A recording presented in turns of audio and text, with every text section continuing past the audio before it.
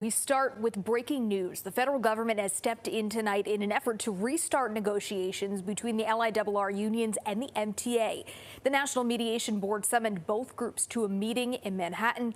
Our McGee Hickey is there live outside of MTA headquarters on standby with the very latest. McGee? Hello there again, Katie. I take a look behind me, a different angle of the news crews all waiting for word. We're hoping there will be a press conference to announce a settlement, but there is no indication that that's going to be happening anytime soon, if at all tonight. You see there's a mic stand there with all the station flags, and that's where we're hoping there will be an announcement of a settlement. The two sides were brought back to the bargaining table at 1 this afternoon, and a spokesman for the 5 striking LIRR unions said he wouldn't say there's any progress being made, but he says there has been a little back and forth. Meanwhile, the MTA spokesman says he wants to stress that the MTA never walked away from the bargaining table. They wanted to keep talking all weekend long. They don't understand why the union didn't just stop the clock and keep talking.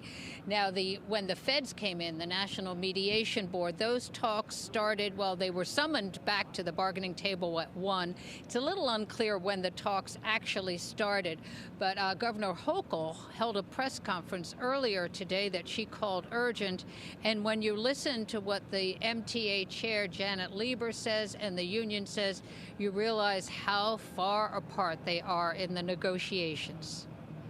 We sat there in the hallway so they couldn't even avoid seeing us, that we were available to talk to them right up to and through the deadline. It was they who elected to walk out.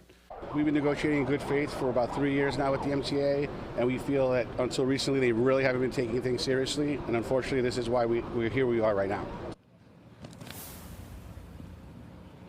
And the MTA stresses that if there was an agreement reached tonight, it would still take some time to get the trains rolling again, so there will be buses and the contingency will be in place no matter what. And the MTA also stresses that each day of the strike, 1/3 of 1% of the contract talks are lost to the union members. So from their viewpoint, if they're out for 3 days, they've lost 1% of their raises, and that was the sticking point, 1% in the 4th year. But of course, that's the MTA version of everything.